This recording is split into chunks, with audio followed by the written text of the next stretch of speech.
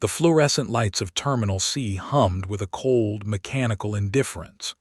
It was 6:47 p.m. on a Thursday evening, and the airport pulsed with the rhythm of 1,000 urgent lives, rolling suitcases clicking against polished tile, gate announcements echoing through cavernous halls, the distant whine of jet engines beyond reinforced glass.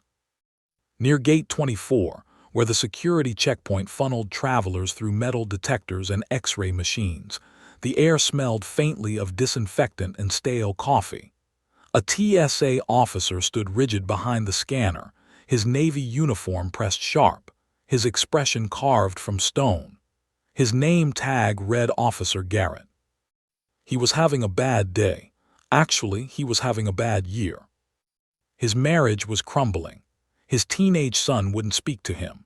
The promotion he'd been promised had gone to someone younger, someone who smiled more.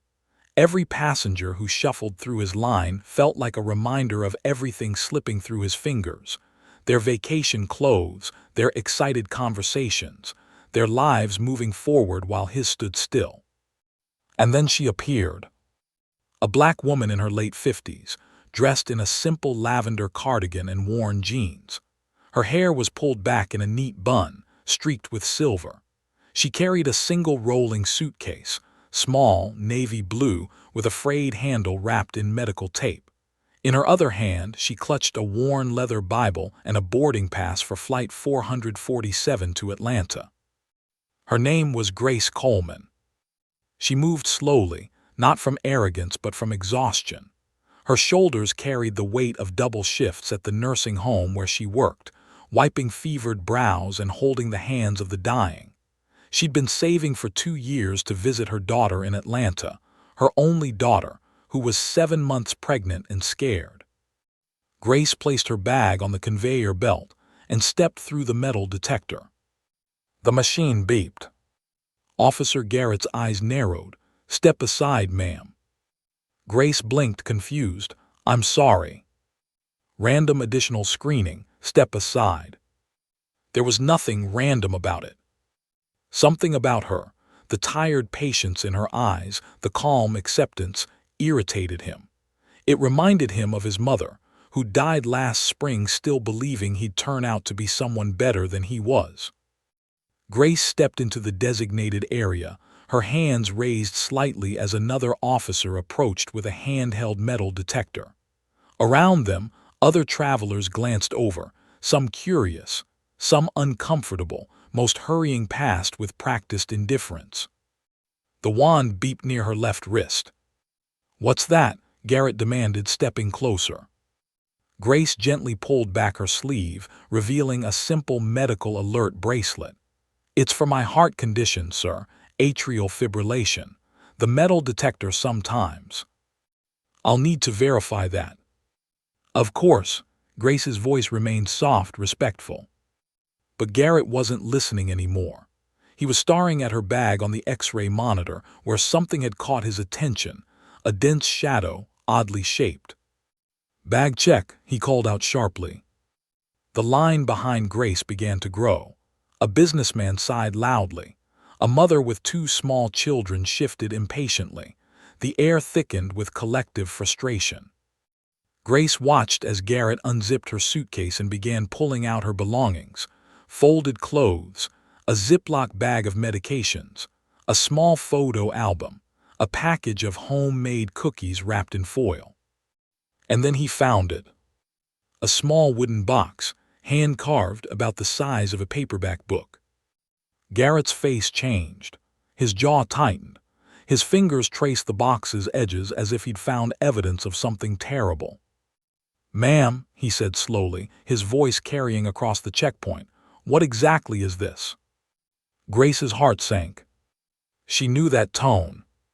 She'd heard it before, in stores where she'd been followed, at traffic stops where simple questions became interrogations, in 1,000 small moments where her very presence required explanation. "It's a gift," she said quietly. "For my daughter, it's just a music box." "Just a music box." Garrett repeated the words like an accusation. He opened it. A gentle melody began to play, soft, delicate, heartbreaking in its innocence. But Garrett didn't hear beauty, he heard defiance. And in that moment, surrounded by strangers and fluorescent light, Grace Coleman understood that something was about to go terribly wrong. Grace had woken that morning at 4:30 a.m., as she always did. The small apartment in East Brooklyn was still dark, the streets outside quiet except for the distant rumble of early delivery trucks. She'd made instant coffee in the chipped mug her daughter had painted in second grade. Now 28 years old, the ceramic handle worn smooth by thousands of grateful mornings. She'd packed carefully. Every item in her suitcase had been chosen with intention. The blue dress for church on Sunday, the comfortable shoes for walking, the medications organized by day in a pill organizer, and the music box wrapped lovingly in her softest scarf. She'd found it 3 months ago at a church fundraiser, hand-carved walnut, with tiny brass hinges and a mechanism that played "What a Wonderful World." The moment she'd heard it, she'd thought of her daughter Maya, who used to hum that song while doing homework at the kitchen table. Maya was afraid. The pregnancy had complications. Her husband traveled for work. She needed her mother. And Grace, who had so little to give, was bringing what she could. Her presence, her prayers, and a music box that said "You are loved. You are not alone." The subway ride to JFK had been uneventful. Grace had sat near the door, her suitcase between her knees, watching the city blur past, graffitied walls giving way to industrial warehouses, then finally the sprawling airport terminals rising like glass cathedrals. She'd arrived early, as she always did. Being late meant missing opportunities, and Grace had learned long ago that people like her couldn't afford carelessness. The check-in had gone smoothly. The agent had smiled when Grace mentioned her daughter. "First grandchild?" the woman had asked. "Yes," Grace's face had lit up. "A little girl." "Congratulations, Grandma." The word had made Grace's heart swell. She'd floated toward security, her boarding pass clutched tight, already imagining Maya's face when she arrived. The relief, the tears, the embrace that would make every sacrifice worth it. But now, standing in the harsh light of the checkpoint, while Officer Garrett examined her belongings like evidence at a crime scene, that warm anticipation curdled into dread. Other TSA agents had gathered, drawn by some invisible signal. They stood in a loose semicircle, their expressions professionally neutral but their presence unmistakable, a show of authority, a reminder of power. Grace's hands trembled slightly. She clasped them together, gripping the worn leather of her Bible. "Ma'am," Garrett said again, louder now, "I'm going to need you to explain why you're traveling with an undeclared wooden container." "It's a gift," Grace repeated, her voice steady despite the fear blooming in her chest. "A music box for my daughter. Undeclared items require additional inspection and documentation." I didn't know I needed to declare a music box." Garrett's eyes hardened. Ignorance of TSA regulations doesn't excuse violation of those regulations. The words hung in the air like a verdict. Behind Grace, the line had backed up significantly. Travelers craned their necks, some filming on their phones, others whispering to companions. Grace felt the weight of their stares, some sympathetic, most simply annoyed at the delay. A female TSA officer approached, her voice lower, more conciliatory. "Ma'am, if you could just step over here, we can sort this out quickly." But Garrett raised a hand. "I'll handle this, Martinez." Officer Martinez hesitated, then stepped back. Grace swallowed hard. "Sir, I have a flight in 40 minutes, my daughter." "Your flight status isn't my concern right now." Garrett's voice carried the cold satisfaction of someone finally exercising the control his life otherwise denied him. "My concern is security protocol." He lifted the music box, turning it over in his hands. The melody had stopped, but the silence felt louder. Somewhere beyond the checkpoint, an announcement crackled. Final boarding call for Flight 229 to Miami. Final boarding call. Grace's flight was next. And as Officer Garrett's expression shifted into something harder, something righteous and immovable, Grace felt time beginning to slip away like sand through desperate fingers. She didn't know it yet, but everything was about to change. Officer Garrett set the music box down on the stainless steel inspection table with deliberate care, the way a prosecutor might present evidence. "Ma'am, I'm citing you for violation of TSA Regulation 49 CFR 1540.111, failure to declare potentially prohibited items during the security screening process." Grace's breath caught. "I'm sorry, I don't understand. It's just wood and music. There's nothing dangerous." "That determination isn't yours to make." Garrett pulled a tablet from his belt, his fingers moving across the screen with practiced efficiency. "The regulation is clear. Undeclared items that require secondary inspection and cause significant operational delay are subject to civil penalties." "Penalties?" Grace's voice wavered. "The standard fine for this violation is $5,000. The number hit Grace like a physical blow. $5,000. She made $23,000 a year wiping the mouths of elderly patients who couldn't remember their own names.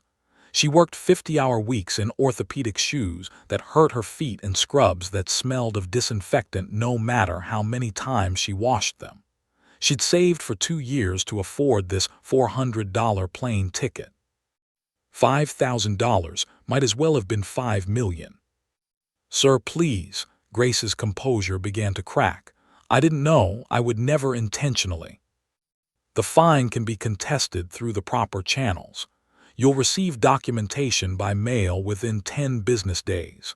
You have the right to appeal, but the penalty stands unless overturned by an administrative law judge." The words were bureaucratic armor, each sentence designed to deflect humanity. Behind Grace, a man in a business suit groaned loudly. "Are you kidding me? Can we move this along?" Officer Martinez stepped forward again, her voice urgent and low. "Garrett, this seems excessive. It's clearly just a gift. We can let her through with a warning." "Are you questioning my assessment, Martinez?" The challenge in his voice made Martinez pause. She glanced at Grace, and something like apology flickered across her face before she stepped back again. Grace's eyes burned with tears she refused to let fall. She thought of Maya, checking her phone in Atlanta, watching for the text that meant her mother had landed safely. She thought of the music box, which had cost her $35 she'd scraped together from tips left by grateful families, quarters and crumpled bills pressed into her hand with whispered thank yous. "Sir," Grace said, her voice dropping to barely above a whisper, "I can't pay $5,000. I'm a nursing assistant. I make minimum wage. This trip took me 2 years to save for." Something flickered in Garrett's eyes, not sympathy but awareness. He'd found the lever, the point of maximum pressure. "Then you should have been more careful about following regulations." "I'll miss my flight." "That's not my concern. My daughter needs me. She's pregnant and she's scared and—" "Ma'am, your personal circumstances don't change federal security law." The checkpoint had gone quiet. Even the background noise seemed to fade. The rolling suitcases, the distant announcements, the electronic beeps. 20 people watched this small woman in her lavender cardigan stand before this uniformed man who held her future in his hands like a weapon. Grace clutched her Bible tighter, her knuckles pale. She thought of the verses she'd underlined that morning during her devotional. "Blessed are the merciful, for they shall receive mercy." But mercy felt very far away. "I'll need you to sign this acknowledgement of the violation," Garrett said, turning the tablet toward her. "If you refuse, I can escalate this to airport police, which will result in additional charges and possible criminal prosecution." Grace stared at the screen. The words blurred through her unshed tears. Behind Garrett, Officer Martinez had her hand over her mouth. Another TSA agent, a young man who couldn't have been more than 25, shifted uncomfortably. But no one spoke. Authority protected authority. Grace's hand shook as she reached for the stylus. Her entire body felt heavy, as if gravity itself had turned against her. She thought about Maya, about the grandchild she might not meet if she ended up in legal trouble, about the job she could lose if this became a criminal matter. "Before I sign," Grace said softly, "can I ask you something?" Garrett's jaw tightened. "What? Why are you doing this?" The question hung in the air, simple and devastating. "Because it's my job." "No," Grace said, and for the first time her voice carried something other than fear. It carried truth. "Your job is security. Your job is protecting people. This isn't protection. This is punishment. And I'm asking you, person to person, not officer to passenger, why?" Garrett's face flushed. "Sign the acknowledgement, ma'am." But Grace didn't move. She stood there, this small, tired woman in second-hand clothes, and she looked at him with eyes that had seen too much hardness in the world to be surprised by more. "I forgive you," she said quietly. The words were so unexpected, so illogical, that Garrett actually flinched. "What?" "I forgive you, for whatever pain you're carrying that makes you need to hurt someone weaker than you. I forgive you." The checkpoint seemed to hold its breath. Officer Martinez's eyes widened. The businessman behind Grace stopped checking his watch. Even the TSA agent standing guard seemed to straighten, suddenly uncomfortable witnesses to something they didn't understand. Garrett's hand, holding the tablet, began to shake. "Sign the acknowledgement." Grace reached for the stylus. And somewhere in the terminal, a gate agent announced, "Final boarding call for Flight 447 to Atlanta. This is the final boarding call." Grace's flight. Her daughter. The music box. $5,000. Everything balanced on the edge of a moment that felt both infinite and desperately finite.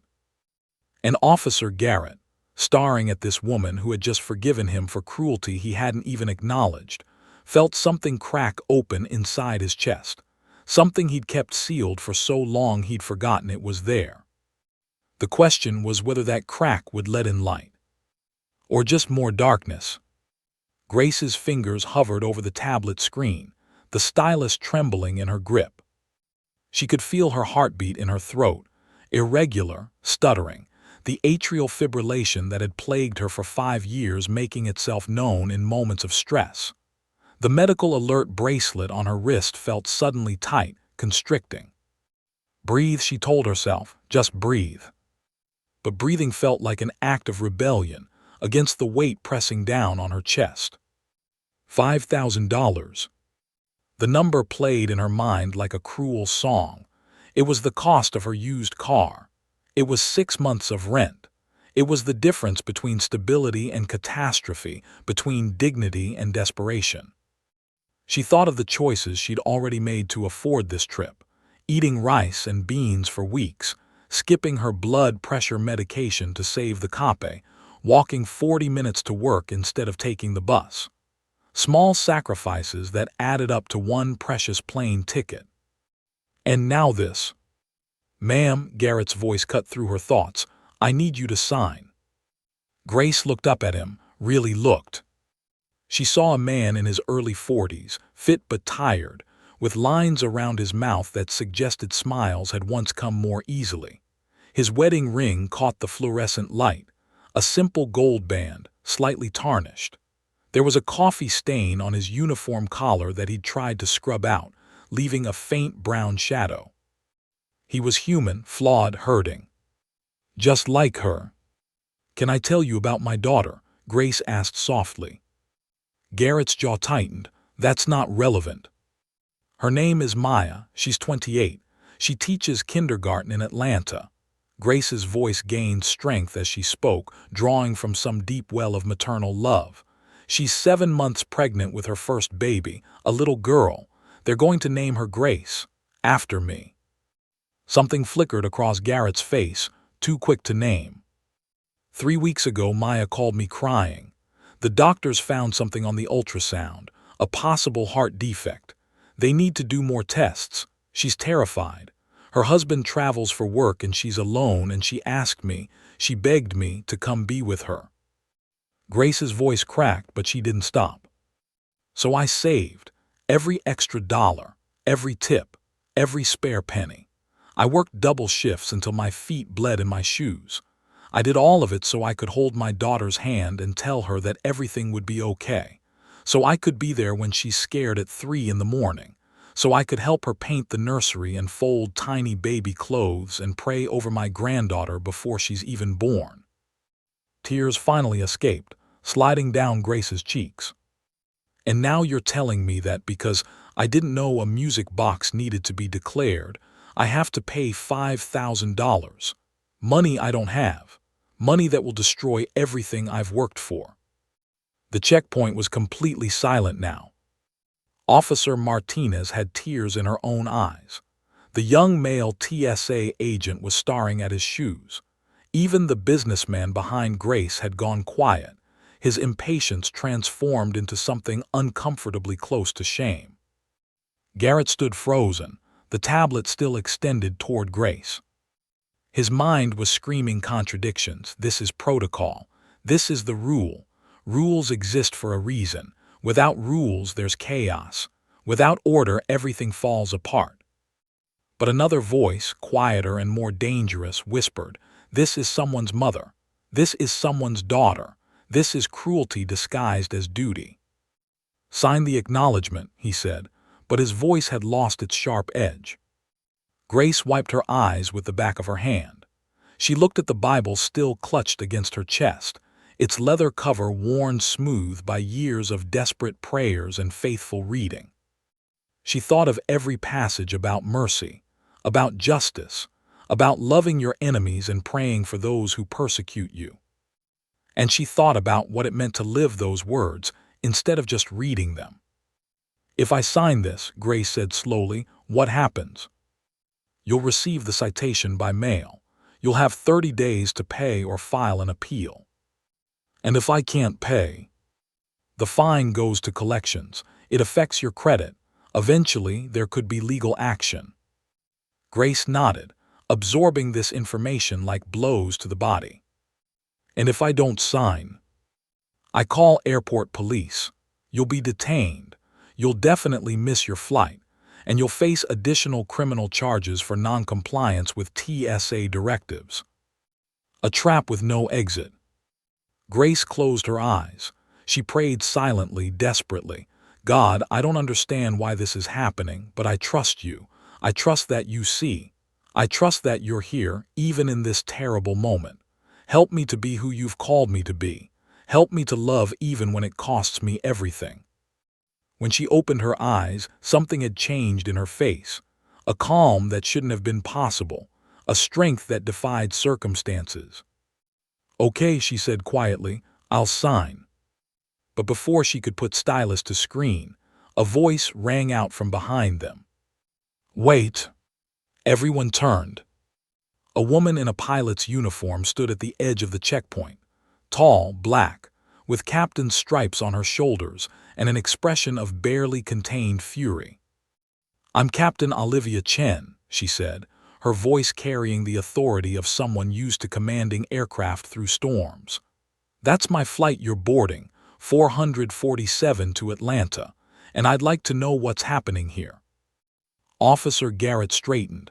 "This is a security matter, Captain. I have it under control." "Do you?" Captain Chen walked closer, her eyes moving from Garrett to Grace to the music box still sitting on the inspection table. "Because from where I'm standing, it looks like you're about to fine a passenger $5,000 for carrying a music box." She failed to declare. "I heard your reasoning, Officer Garrett." Captain Chen's voice could have cut steel. "I've also been flying for 20 years and I've never seen a music box classified as a prohibited item requiring a $5,000 fine. So let me ask you again, what is happening here?" Garrett's face flushed deep red. The balance of power in the checkpoint had suddenly, dramatically shifted. And Grace, standing in the center of this storm, felt something break open inside her, not despair, but something stranger. Hope. Captain Olivia Chen didn't wait for Officer Garrett to respond. She walked directly to the inspection table and picked up the music box, turning it over in her hands with the careful attention of someone assessing actual risk. Walnut wood, she said, her pilot's training evident in her systematic evaluation. Brass hinges, wind-up mechanism, music box. She looked at Garrett. Where exactly is the security threat? Garrett's jaw worked. The passenger failed to properly declare. Did she attempt to hide it? No, but... Was it in a locked container? No. Did she refuse to allow inspection? That's not the point. Then what is the point, Officer Garrett? Captain Chen set the music box down with deliberate gentleness. Because I'm trying to understand how a grandmother bringing a gift to her pregnant daughter constitutes a $5,000 violation. Officer Martinez found her courage. Captain, I tried to suggest that a warning would be appropriate. Garrett spun toward her. Martinez, stand down. No, Martinez's voice was quiet but firm. No, I won't. This is wrong. We all know it's wrong. The young male TSA agent nodded. I agree. Garrett's control was slipping. He could feel it, the way a man feels ice cracking beneath his feet. I am the senior officer at this checkpoint, and I have determined that this situation requires. Requires what? Captain Chen interrupted. Requires punishing someone who can't fight back. Requires making an example of the most vulnerable person in this terminal. I'm following protocol. No, Captain Chen's voice dropped, became something more dangerous than anger, became disappointment. You're hiding behind protocol. There's a difference. Garrett's hands shook. The tablet nearly fell from his grip. Around them, more people had gathered. Not just travelers, but airport staff, a janitor who'd stopped mopping, a food court worker on break, a gate agent drawn by the commotion. They formed a loose circle, bearing witness. Grace stood very still in the center of it all, her Bible pressed against her heart. Captain Chen turned to her and her expression softened completely. Ma'am, what's your name? Grace Coleman. Ms. Coleman, my mother's name was Grace too. Captain Chen's voice gentled. She died 5 years ago, breast cancer. I would give anything to have one more day with her, to hold her hand, to hear her voice, to have her meet my son. Grace's eyes filled with fresh tears. So when I see someone preventing a daughter from receiving that gift, from having her mother when she needs her most, it makes me remember what matters, and what doesn't. Captain Chen turned back to Garrett. Officer, I'm going to make this very simple. Ms. Coleman is a passenger on my flight. My flight is now delayed because of this situation. As the pilot in command, I have the authority to assess whether a passenger poses a security risk to my aircraft.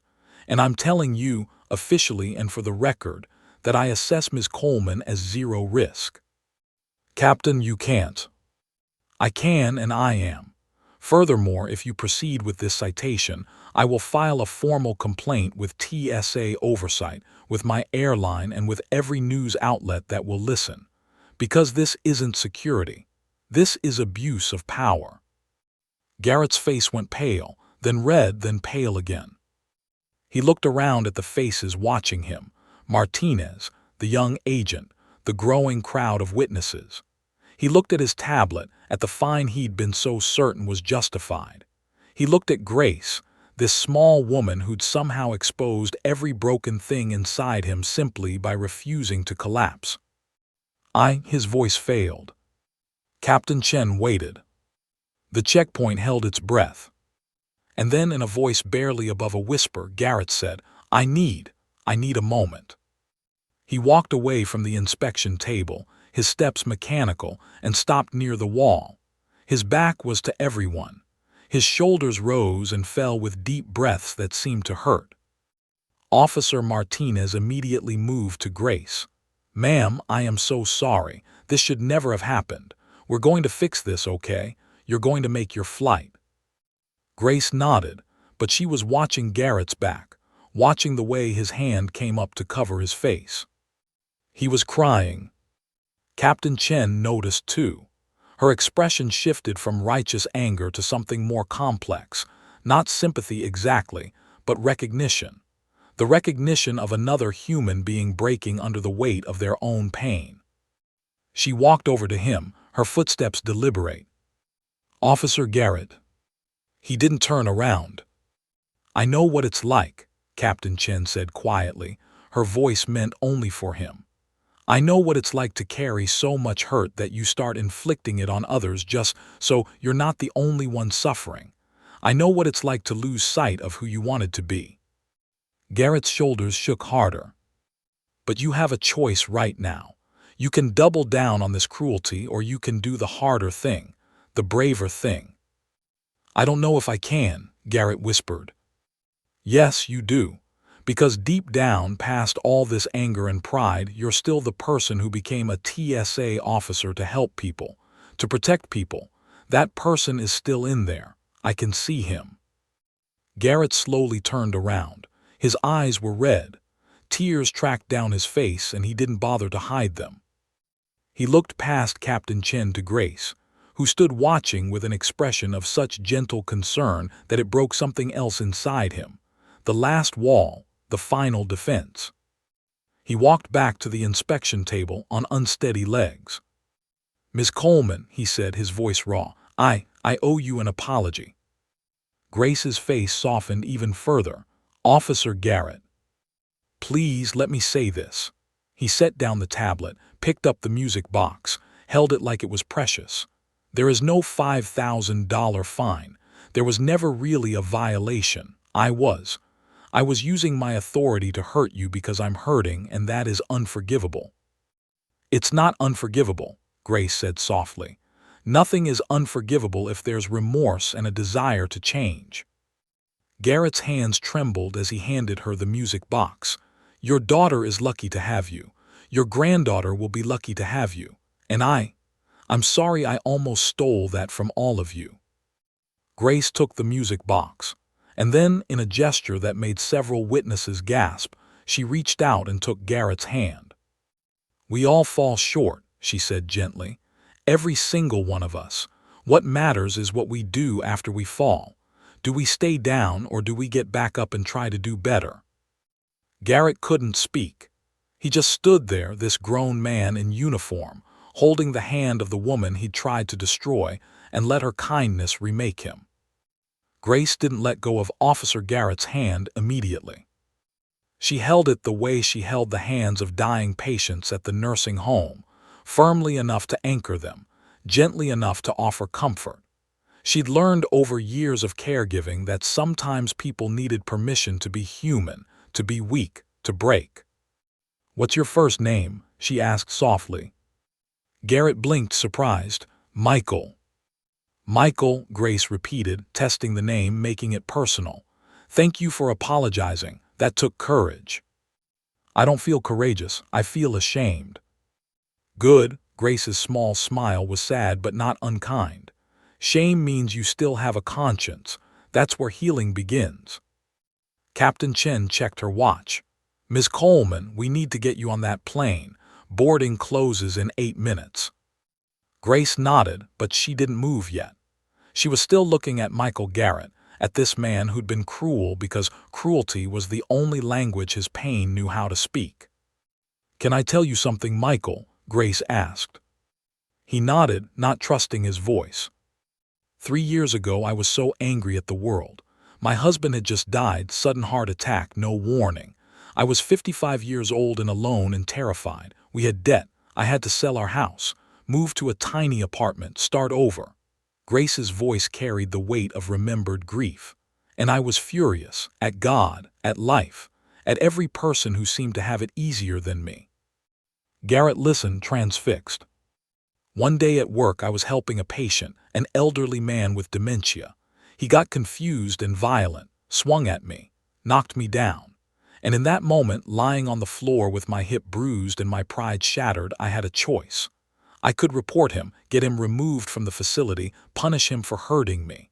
Or I could remember that he was scared and confused and not in control of himself. "What did you do?" Garrett whispered. I got up, I dusted myself off, and I sat with him until he calmed down. I held his hand and sang hymns until he fell asleep, because that's what love does. It absorbs the blow and refuses to return it. Grace squeezed Garrett's hand. "You hurt me today. You scared me. You threatened to take away something precious. But I'm choosing to believe that you're more than the worst thing you've done. Just like I hope people will believe that about me when I fall short." Tears fell freely down Garrett's face now. "I don't deserve that," he said. "None of us deserve grace, Michael. That's why they call it grace." Grace finally released his hand. She picked up her Bible, her boarding pass, and the music box. Officer Martinez had already repacked her suitcase, treating each item with careful respect. But before Grace could turn to leave, Michael Garrett did something no one expected. He pulled out his wallet. "How much was your plane ticket?" he asked. Grace blinked, confused. "What?" "Your ticket, how much did it cost?" $400, but I don't." Garrett pulled out a credit card. He turned to Captain Chen. "Can she upgrade, first class? I'll pay the difference, and I want to cover any expenses, baggage fees, anything." Captain Chen's eyebrows rose. Yes, I can arrange that." "Michael, no," Grace shook her head. "You don't need to." "Please," Garrett's voice broke on the word. "Please let me do this. I can't undo what I did, but I can do this. I need to do this." Grace looked at this man who transformed from antagonist to ally in the span of 20 minutes. She saw the desperation in his face, the need to make amends, to prove to himself that he was capable of kindness. "Okay," she said softly, "thank you." Garrett worked with Captain Chen and a gate agent who'd come down to help. Within minutes, Grace's boarding pass was reprinted. First class, seat 2A. The gate agent waived all fees. But Grace wasn't done yet. She opened her Bible to a specific page, one she'd marked with a faded ribbon. She carefully tore out a small piece of paper tucked inside, a handwritten note she'd been carrying for months. On it was printed the Serenity Prayer in her own careful handwriting. She handed it to Garrett. "When things get hard," she said, "when you feel that anger rising again, read this. It helped me. Maybe it'll help you too." Garrett took the paper like it was a lifeline. His fingers closed around it carefully. "And Michael, talk to someone, a counselor, a pastor, someone. The pain you're carrying, you don't have to carry it alone." He nodded, unable to speak. Officer Martinez approached Grace with tears streaming down her own face. "Ms. Coleman, I'm so sorry I didn't stand up sooner. I was scared of challenging authority, and that was wrong. You deserved better." Grace hugged her, just wrapped this young woman in her arms and held her. "You found your courage when it mattered. That's what counts." The young male TSA agent stepped forward too. "Ma'am, I just want to say, you're the bravest person I've ever seen. The way you responded, I'll remember this for the rest of my life." Grace smiled at him. "Then make sure you remember the right lesson. Not that I was brave, but that choosing kindness is always possible, even when someone doesn't deserve it." Captain Chen checked her watch again. "Ms. Coleman, we really do need to board now." Grace nodded. She gathered her things, her Bible, her music box, her repacked suitcase. But before she walked away, she turned back to Michael Garrett one last time. "You're going to be okay, Michael. Not today, maybe not tomorrow, but someday. Because you chose to apologize instead of defend. You chose to help instead of hide, and that choice changes everything." Garrett could only nod, his throat too tight for words. Grace walked toward the gate, her lavender cardigan soft under the harsh terminal lights. Captain Chen walked beside her, carrying Grace's suitcase despite Grace's protests. Behind them, the checkpoint slowly returned to normal operations, But nothing felt normal. The TSA agents moved with a new gentleness. The passengers who'd witnessed everything boarded their own flights in contemplative silence. The businessman who'd complained about delays approached Officer Martinez and quietly said, "That woman, she was something else." Martinez nodded. Yeah, she really was. Michael Garrett stood alone at the inspection table, the handwritten prayer clutched in his hand. He read it slowly, letting each word sink in. God, grant me the serenity to accept the things I cannot change, the courage to change the things I can, and the wisdom to know the difference. He folded the paper carefully and put it in his shirt pocket, right over his heart. Then he did something he hadn't done in months. He pulled out his phone and called his son. "Dad," the teenage voice sounded surprised, wary. "Hey, buddy, I know you're probably busy, but I wondered if we could talk, really talk. I need to tell you I'm sorry for a lot of things, and I need your help figuring out how to be better." There was a long pause on the other end of the line. Then, "Yeah, Dad, yeah, we can talk." Michael closed his eyes and let out a breath he'd been holding for what felt like years. At gate 24, Grace was the last to board. The gate agent smiled warmly. "Have a wonderful flight, Miss Coleman, and congratulations on becoming a grandmother." "Thank you, sweetheart." Grace walked down the jetway, her heart lighter despite everything that had happened, or maybe because of it. She'd seen a man's hardness crack open. She'd watched cruelty transform into contrition. She'd witnessed the precise moment when someone chose to change. That was worth more than any fine, more than any inconvenience. Captain Chen was waiting at the aircraft door. "Ms. Coleman, let me show you to your seat." First class was a revelation. Wide leather seats, extra legroom, attentive flight attendants offering champagne and warm towels. Grace settled into seat 2A by the window, her music box carefully placed in her lap, and felt a wave of gratitude so intense it made her dizzy. Captain Chen knelt in the aisle beside her. "Ms. Coleman, it was an honor to meet you. What you did back there, how you responded to that officer, that was extraordinary." Grace shook her head. "It wasn't extraordinary, it was just choosing love over anger. Anyone can do that. But most people don't. That's what made it extraordinary." Captain Chen stood, preparing to return to the cockpit. "Your granddaughter is going to have a remarkable grandmother." As the captain walked away, the flight attendant brought Grace a blanket and a bottle of water. "Is there anything else you need, Ms. Coleman?"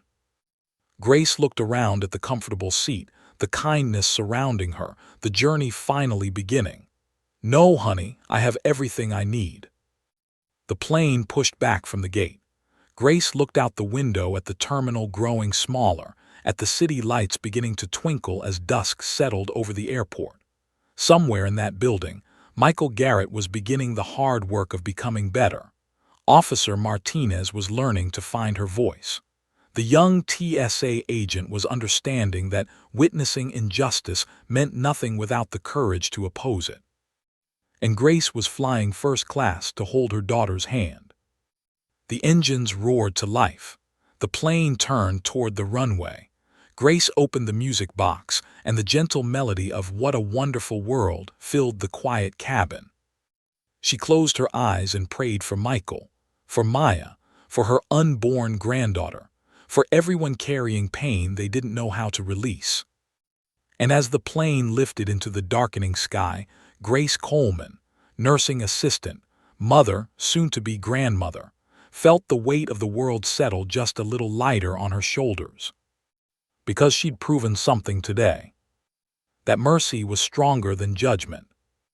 That kindness could crack even the hardest heart. And that grace, that impossible, undeserved, transformative grace, was always, always worth giving.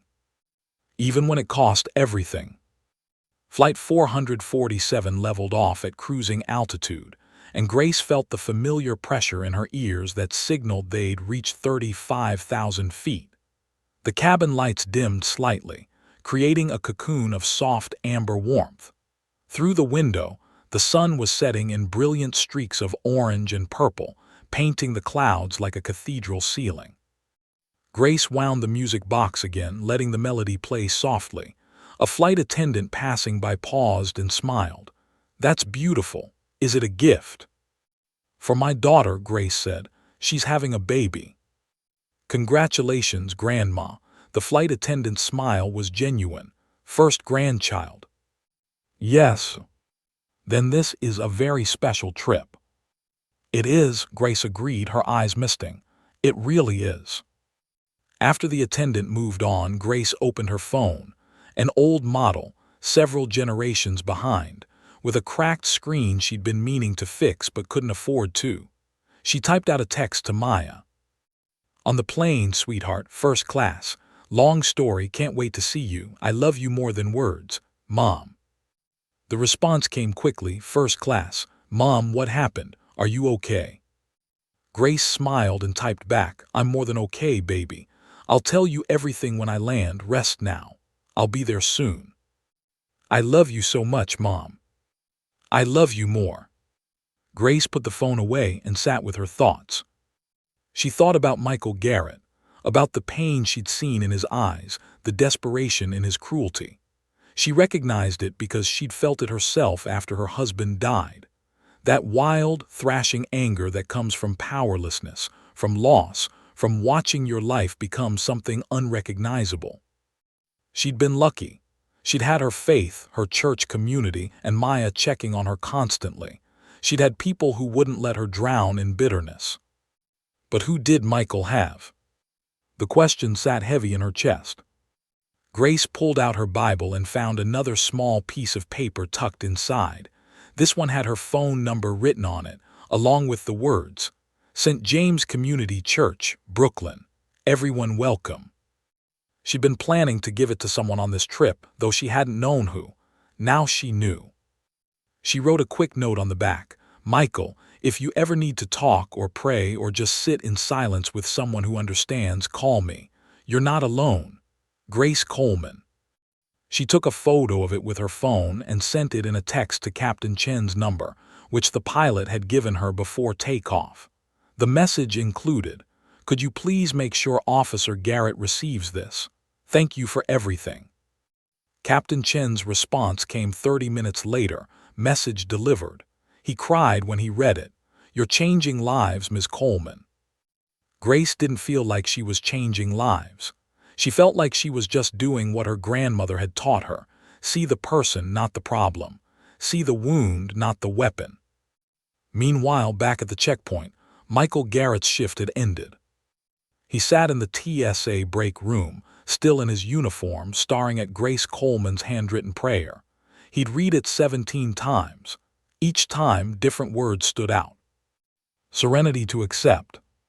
Courage to change. Wisdom to know the difference. Officer Martinez knocked on the open door. "Hey, you okay?" Garrett looked up. His eyes were still red. "No, but maybe that's okay too." She sat down across from him. "What you did at the end, apologizing, paying for her upgrade, that was good, Garrett. That was really good. It doesn't erase what I did before." "No," Martinez agreed, "but it's a start and starts matter." Garrett was quiet for a long moment. Then, "I've been a terrible person lately. To everyone, to you, to the passengers, to my family." "Lately," Martinez's tone was gentle, "or for a while?" He winced. "For a while." "So what are you going to do about it?"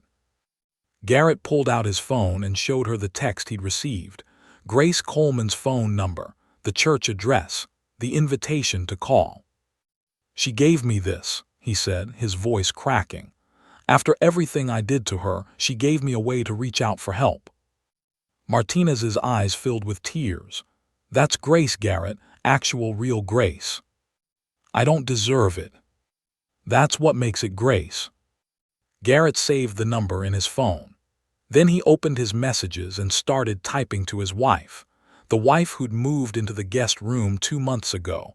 The wife he'd been too proud to apologize to. The wife who'd stopped believing he could change. "Sarah, I know I've said this before and not meant it, but I mean it now. I'm sorry for everything. I want to get help, real help, counseling, whatever it takes. I don't want to be this person anymore. I want to be the man you married. The man I used to be, please. Give me one more chance." He hit send before he could second-guess himself. The response took 10 minutes. He spent those minutes in agony, certain she'd ignore him or tell him it was too late. "Finally, I've been waiting for you to say that for a year, Mike. Yes, we'll figure it out together, but you have to actually follow through this time." "I will, I promise." "Okay, come home, let's talk." Garrett stood up, his legs shaky. Martinez stood too. "You good?" "I think I might be," he said, wonder in his voice. "I think I actually might be." She hugged him, something she'd never done in 4 years of working together.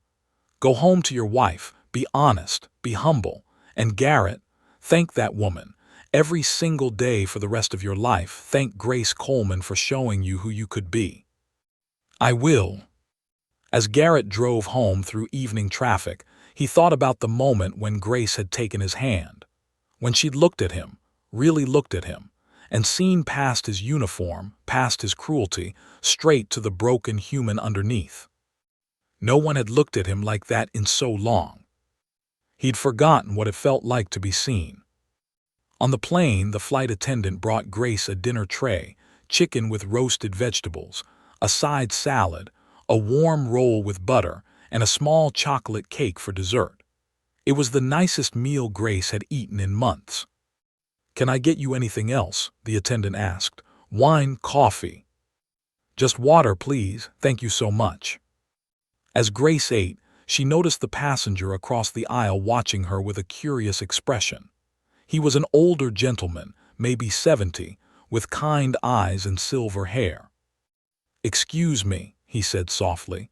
"I don't mean to intrude, but I was back in the terminal. I saw what happened at security." Grace's hand paused with the fork halfway to her mouth. "I just wanted to say," the man continued, "that what you did, the way you responded to that officer, it was one of the most remarkable things I've ever witnessed. My name is David Reynolds. I'm a retired judge, and in 30 years of practicing law, I've never seen justice and mercy come together so perfectly." Grace set down her fork. "Mr. Reynolds, I didn't do anything remarkable. I just tried to respond the way I'd want someone to respond to me if I was hurting." "Exactly," David said. "That's what makes it remarkable. Most people respond to pain with more pain. You responded with healing." "I learned it from experience," Grace admitted. "When my husband died, I was so angry I lashed out at everyone. A friend at my church, Sister Margaret, she absorbed all that anger, never fought back, never judged me, just loved me until I could love again. So when Officer Garrett was cruel, I thought, what would Sister Margaret do? And I knew she'd see the wound driving the weapon." David nodded slowly. "The wound driving the weapon, I like that. I wish more people understood that concept. The world would be gentler."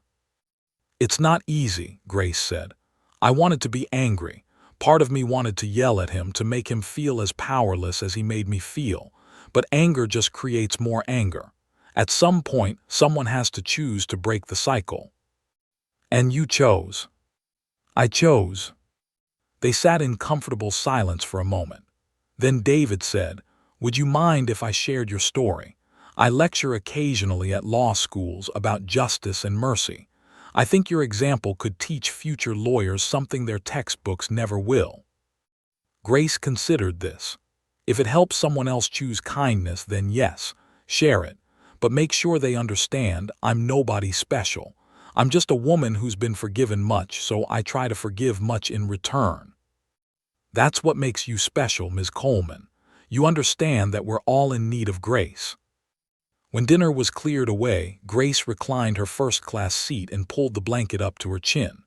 The cabin was quiet now, most passengers dozing or reading. Outside the window, stars had emerged in the dark sky, brilliant and infinite. Grace thought about all the invisible threads connecting this day. Michael Garrett's pain leading to cruelty, her forgiveness leading to his breakdown, his breakdown leading to reconciliation with his son and his wife, the ripples spreading outward in ways she'd never see or know. Sister Margaret used to say, "Every act of kindness rewrites the future in ways we can't imagine." Grace was beginning to understand what that meant. She closed her eyes and prayed for Michael and his family, for Captain Chen, for Officer Martinez and the young TSA agent, for all the people carrying secret pain and lashing out because they don't know any other way. And she prayed for Maya and the baby growing inside her, for safe delivery and a healthy heart. Outside, the plane flew through darkness toward Atlanta. Inside, Grace Coleman slept peacefully. Tomorrow would bring reunion, tears, and joy. But tonight, she rested in the knowledge that she'd done what she came into this world to do. Love when it was hard. Forgive when it was costly. And believe, always believe, that grace could transform even the most broken heart.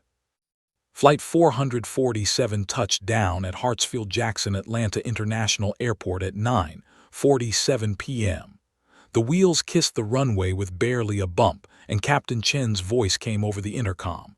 "Ladies and gentlemen, welcome to Atlanta. Local time is 9:47. On behalf of the entire crew, thank you for flying with us tonight." Grace's heart hammered in her chest. After everything, the checkpoint ordeal, the unexpected upgrade, the emotional weight of the day, she was finally here, finally about to see her daughter. The seatbelt sign dinged off. Passengers stood, retrieving bags from overhead compartments. Grace moved slowly, carefully, her body stiff from the flight and the day's stress. The flight attendant appeared with her suitcase. "I brought this up from baggage for you, Ms. Coleman, and here, Captain Chen wanted you to have this." She handed Grace a small card. On it was written, "Never forget the power you have to change lives. You changed mine today. Captain O. Chen." Grace pressed the card to her chest, blinking back tears. She walked up the jetway on tired legs, the music box tucked safely in her carry-on bag. The gate area was crowded with people waiting for arriving passengers, families, business partners, drivers holding signs. And there near the back, pressed against the window, was Maya. Grace's daughter looked exactly like the photos she'd sent, 7 months pregnant, her belly round and prominent under a yellow sundress. Her dark hair was pulled back in a ponytail. Her face was anxious, scanning the deplaning passengers desperately. Then their eyes met. "Mama," Maya's voice broke. Grace's composure shattered. She rushed forward as fast as her legs would carry her, and they collided in the middle of the gate area, mother and daughter, grandmother and soon-to-be mother, two women who'd survived everything life had thrown at them. They held each other and wept. "You're here," Maya sobbed. "You're really here." "I'm here, baby, I'm here." They stood like that for a long time, oblivious to the other passengers flowing around them, oblivious to everything except each other. Finally, Maya pulled back, her hands on Grace's face. "Mom, what happened? You said first class, and you texted that you'd explain everything." "Let's get your bags and I'll tell you in the car," Grace said, wiping her daughter's tears. "I don't have any other bags, just this." Grace held up her small suitcase. Maya laughed through her tears. "You traveled across the country with one suitcase." "I travel light, always have." They walked toward the exit, Maya's arm linked through her mother's. In the car, a modest sedan that Maya's husband had left for them, Grace told the whole story. She told about Officer Garrett's cruelty, the impossible fine, her fear and helplessness. She told about Captain Chen's intervention, Michael's breakdown, his apology and his desperate attempt to make amends. Maya listened with her hand over her mouth, tears streaming down her face. "Mama, how did you stay so calm? How did you not just lose it?" Grace was quiet for a moment, her hands folded in her lap. "Because, baby, I've learned something in my 60 years on this earth. Anger is easy. Cruelty is easy. It's forgiveness and kindness that take real strength. and I wanted to model strength for you, even though you weren't there to see it." "What do you mean?" "You're about to be a mother, Maya. Your daughter is going to watch everything you do. She's going to learn from your reactions, your choices, your character. And I want you to know, when life is unfair, when people are cruel, when you're powerless and scared, you still have a choice. You can choose grace." Maya pulled the car over into a parking lot, unable to drive through her tears. She turned to her mother. "I don't know if I can be that strong." "Yes, you can." Grace took her daughter's hands. "You already are. Look at what you've done teaching kindergartners, loving children who need love, building a life despite being scared about this baby. That takes enormous strength." "I'm so scared, Mama, about the heart thing, about being a good mother, about everything." "I know, sweetheart, but you're not alone. I'm here now. And whatever the doctors say, whatever happens, we'll face it together." They sat in the parked car under the harsh parking lot lights, holding each other, and Grace did what she'd come to do. She absorbed her daughter's fear, her worry, her pain. She held Maya until the trembling stopped, until the tears slowed, until courage began to creep back in. "Tell me about my granddaughter," Grace said softly. Maya's face transformed. "She's perfect, Mama. 10 fingers, 10 toes. She moves all the time, kicks like a soccer player. The heart thing. They're watching it, but the doctor says it might resolve on its own. Lots of bobbies have minor irregularities that fix themselves." "What does she kick hardest for?" "Music. Whenever I play music, she goes crazy." Grace smiled and reached for her carry-on bag. She pulled out the wooden music box. "Then I brought the perfect gift." She wound it up. The melody of "What a Wonderful World" filled the car. Maya gasped, "Mama, it's beautiful." "Hold it against your belly." Maya did, and immediately her face lit up. "She's moving. Oh my God, she's dancing." They both laughed, the sound bright and healing in the small car. "Your daddy used to play this song for you," Grace said softly. "When you were a baby. He'd hold you and dance around the kitchen, singing every word off-key. You'd giggle and grab his nose." "I miss him so much," Maya whispered. "Me too, baby, every day, but he's watching. And he's so proud of you. So proud of the woman you've become, the mother you're going to be." Maya set the music box carefully on the dashboard and took her mother's hands. "Thank you for coming. Thank you for spending all that money, for working so hard, for everything. I know what it cost you." "It cost me nothing, sweetheart. Nothing that matters. You and this baby, you're everything that matters." They drove to Maya's apartment, a modest 2-bedroom in a working-class neighborhood, clean and bright, and filled with second-hand furniture made cozy with colorful throws and family photos. Maya had prepared the guest room, fresh sheets, a vase of daisies on the nightstand, Grace's favorite tea waiting in the kitchen. "The nursery is right next door to you," Maya said, showing Grace a small room painted soft green, with a crib still in its box waiting to be assembled. "We'll build it together," Grace said, "tomorrow." That night, Grace lay in the comfortable bed in her daughter's home and felt peace settle over her like a benediction. She thought about Michael Garrett, wondered if he was home with his wife, if they were talking, if healing was beginning. She thought about Officer Martinez and the young TSA agent, hoped they'd remember that speaking up mattered. She thought about Captain Chen, who'd stepped in when no one else would. And she thought about all the ways Grace worked in the world. Messy, complicated, costly, but always worth it. Her phone buzzed with a text, unknown number. "Ms. Coleman, this is Michael Garrett. I wanted you to know I'm home with my wife. We talked for hours. I have my first counseling appointment tomorrow. My son and I are having breakfast Sunday. I don't have words for what you gave me today.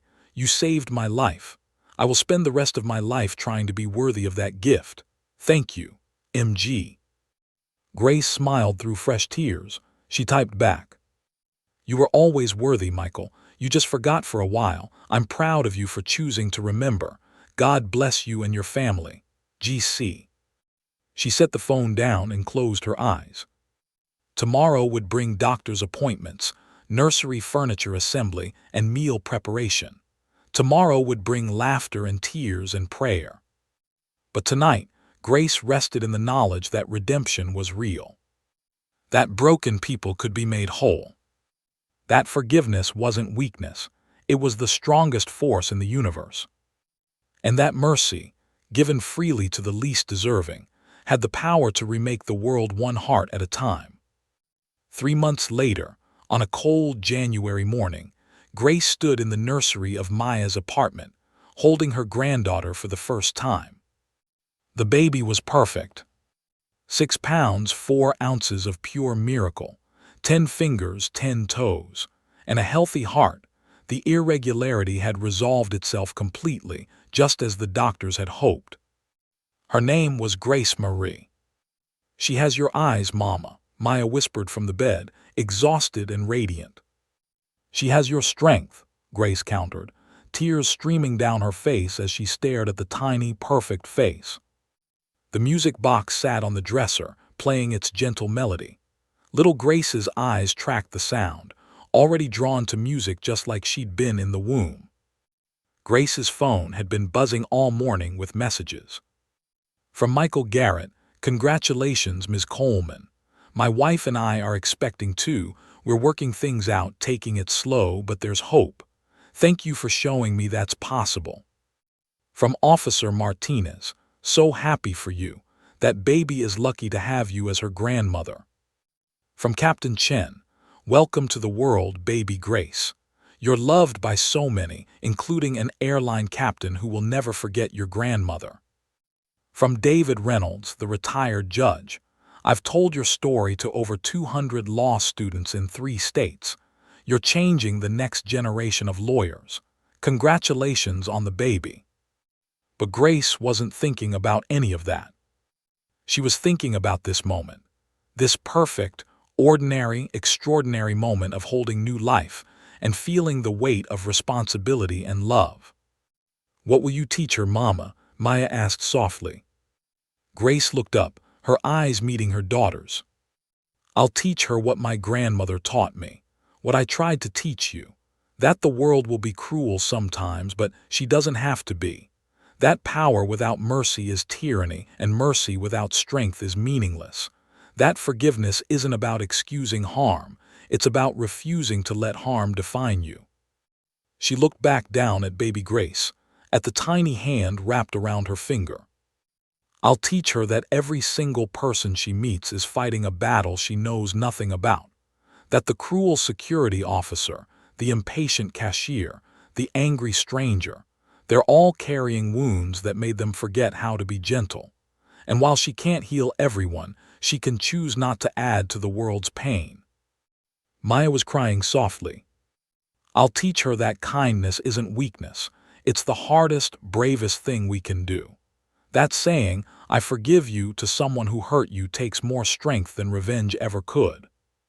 Grace kissed the baby's forehead, breathing in the sweet, milk-warm smell of her. "And most importantly, I'll teach her that grace, real grace, isn't about being perfect or having all the answers. It's about showing up. It's about choosing love even when anger feels easier. It's about believing that people can change, that broken things can be mended, that mercy is stronger than judgment." She carried the baby to the window. Outside, the Atlanta morning was cold but sunny. People hurried to work, cars honked, life moved forward in its complicated, messy way. "The world is hard, little one," Grace whispered to her granddaughter. "It's unfair and cruel and exhausting, but it's also beautiful, and you get to decide what you add to it. You get to decide whether you'll be another source of pain or a source of healing." Baby Grace yawned, her tiny mouth opening wide, then settled more deeply into her grandmother's arms. Maya had fallen asleep, exhausted from labor. Grace sat in the rocking chair, cradling the baby, and thought about everything that had led to this moment. The checkpoint confrontation that could have ended in bitterness and legal trouble. Michael Garrett's breakdown and redemption. Captain Chen's intervention. The ripples spreading outward, marriages saved, relationships healed, lessons learned. All because Grace had chosen, in one terrible moment, to respond with mercy instead of anger. She thought about what Sister Margaret used to say: "The kingdom of heaven isn't a place we go when we die. It's a reality we create every time we choose love over fear." Grace had created a little piece of heaven in that airport checkpoint. And now, holding her granddaughter, she understood that this was the real reward. Not the first-class upgrade, not the apologies, not the vindication. The reward was this: another generation who would learn that kindness mattered, that mercy healed, that grace transformed. Baby Grace would grow up hearing the story of how her grandmother faced injustice and chose forgiveness. She'd hear about Officer Garrett, about his apology and his journey toward healing. She'd learn that people were complicated, that hurt people, but that compassion could break the cycle. And maybe, just maybe, when she faced her own moments of crisis, her own opportunities to choose cruelty or kindness, she'd remember. She'd remember that her grandmother, tired and frightened and threatened, had reached out and taken the hand of the man who tried to destroy her. She'd remember that strength looked like vulnerability, that power looked like mercy, that justice looked like forgiveness. The music box played on, the melody filling the small nursery with beauty. Grace closed her eyes and prayed, not just for baby Grace, but for everyone. For Michael Garrett and his family, rebuilding what had been broken. For Officer Martinez, finding her voice. For the young TSA agent, learning that witnessing required action. For Captain Chen, carrying the knowledge that intervention mattered. For Maya, about to begin the hardest, most beautiful journey of motherhood. And for herself, just a simple woman who tried in her own small way to make the world a little gentler. The prayer ended with the words that had sustained her through everything. Thank you for this day, for this life, for the chance to choose love, for the opportunity to be your hands and feet in a hurting world. Use me, Lord, use this story. Let it ripple outward in ways I'll never see. And let every person who hears it remember, kindness is stronger than anger. Forgiveness heals more than punishment. And grace, your amazing, impossible grace, is the only thing that truly changes hearts. Outside, the world turned. Inside, Grace rocked her granddaughter and hummed along with the music box. Somewhere in New York, Michael Garrett was at his counseling appointment, doing the hard work of healing. Somewhere in the sky, Captain Chen was piloting another flight, watching over passengers with new eyes.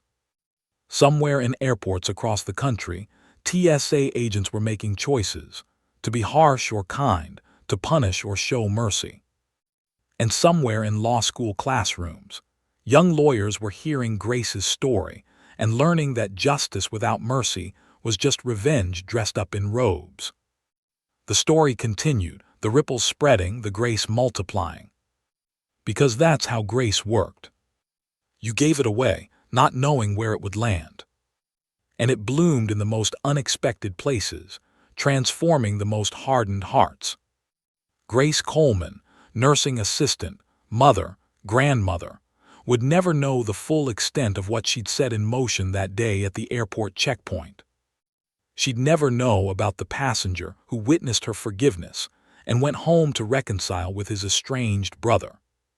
She'd never know about the TSA agent who quit because he couldn't be part of a system that allowed such abuse, then started a nonprofit teaching conflict de-escalation. She'd never know about the teenager who'd filmed the encounter and posted it online, where it went viral and sparked a national conversation about authority and accountability. She'd never know the thousands of small acts of kindness that radiated outward from her one courageous choice. But that was okay. Grace didn't need to know. She'd simply done what her grandmother had taught her, what her faith had shown her, what her life had proven over and over. When the world is cruel, be kind. When someone hurts you, show mercy. When anger is easier, choose forgiveness. And when someone asks what you gave when they demanded a fine, Tell them you gave something more powerful. You gave them a second chance. You gave them hope. You gave them grace.